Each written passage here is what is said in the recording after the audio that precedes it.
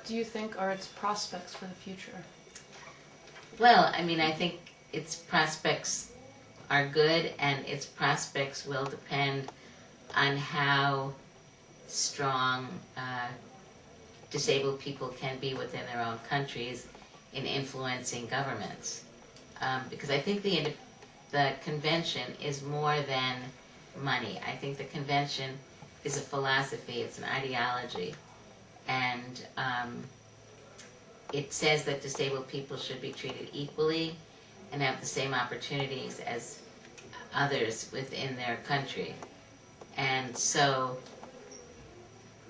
in some places where a child has a disability, for example, and they can get into the school, even if the school is not accessible to me because it has steps, but another child could get in the school.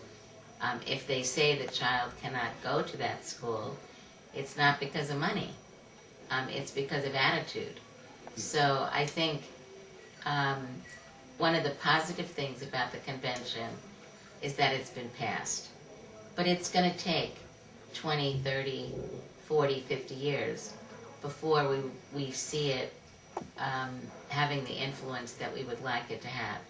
I mean, in the United States, we've had some strong anti-discrimination legislation since 1973, and then another strong piece of legislation, the Americans with Disabilities Act in 1990. And we have seen certain changes, I think particularly within the physical environment. So the streets are more accessible, new buildings are much more accessible, buses are much more accessible, the trains are much more accessible, but we still have an unemployment rate for disabled people of about 70%. So to me, it means a number of things. One, employers are still not hiring disabled people to the degree that they should. Also means that disabled people are not applying for jobs. They get discouraged, they don't apply. In some cases it means that disabled people are not getting enough education to be able to be competitive for jobs, or they don't have the personal assistance services or sign language interpreters or reader services that they may need. But I would definitely say that, I'm 60 years old, and in the course of my life, the disability movement has become much stronger, and we have seen some strong changes. But it is dependent upon the disability community and its friends to be able to be strong people and to use the courts and to use legislators to become allies with legislators that agree with your philosophy. I think that the governments that agreed to sign the convention, to pass the convention in 2006, clearly understand that there will have to be policy changes. I also assume that the disability community will want stronger policy changes than many of the governments. And so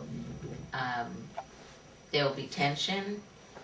And one thing I think which is very important is the movement is becoming more,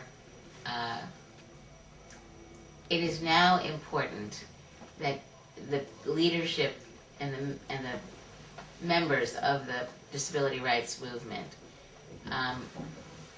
become much more knowledgeable about what public policy is. What is good public policy? What is bad public policy? What is the financing? What are budgets? We have to go from being generalists and talking very expansively to being able to be very knowledgeable, in some cases in specialty areas. Some people focus on education, some on architecture, some on transportation, some on economics, and many other fields. But now we have to move away from just being generalists. We have to be able to argue our position. We have to understand our positions. We need to learn how to write laws. We need to learn how to write rules. We need to learn how to negotiate financially. We need to learn how to be able to argue economically the benefit of disabled people going to school, for example. Some of the studies at the World Bank have shown if disabled children don't go to school, it has an economic negative impact, not just on the disabled person, but on the family overall.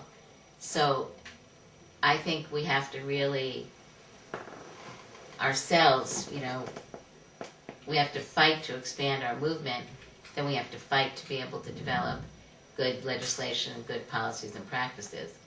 And just like in gender and other groups, what it meant was that women became elected representatives, women worked in the government in many different positions, they go on to higher education in more diverse positions, and I think as women sit around the table making decisions, the policies have changed more for women.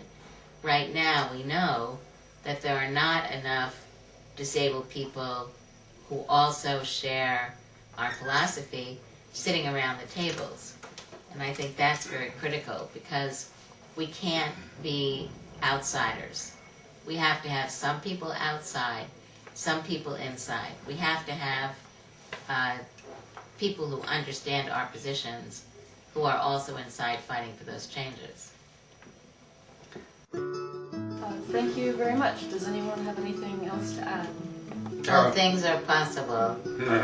Todo es posible, pero es importante que las personas en el movimiento